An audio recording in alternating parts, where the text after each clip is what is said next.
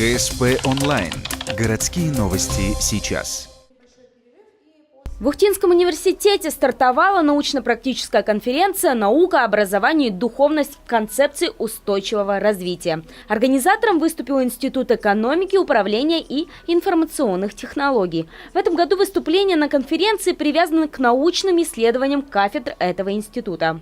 Ключевым понятием, ключевой категорией на нашей конференции является категория управления.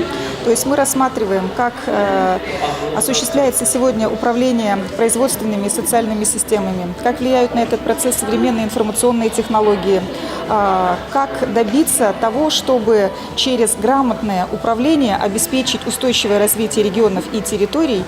Формат работы конференции решили разделить на студенческую науку первый день и профессиональную второй. Традиционно для таких мероприятий начинается все с пленарных докладов. В студенческом отделении такими темами стали визуальное воплощение городского брендинга, развитие делопроизводства, особенности развития российского рынка газа и социальная поддержка молодых специалистов в Ухте. Так как я закончила сама университет в прошлом году, мне интересна эта тема тем, что мне нужно решить, куда идти работать, и поэтому я рассматривала, какие социальные льготы есть в УГТУ, в Лукойле и в Газпроме, и какая социальная поддержка вообще оказывается. В принципе, студенты, чтобы не думали, что их не ждут на предприятии, то есть если они придут на предприятие, они получат соответствующую поддержку. Продолжилась конференция работой по секциям. В каждой из 8 прозвучало порядка 10 докладов как от профессионалов, так и от студентов.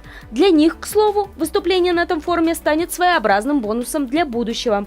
Лучшие докладчики получат дипломы, которые можно занести в индексно-рейтинговую систему и претендовать на различные стипендии. Также по результатам работы конференции будет издан сборник лучших работ.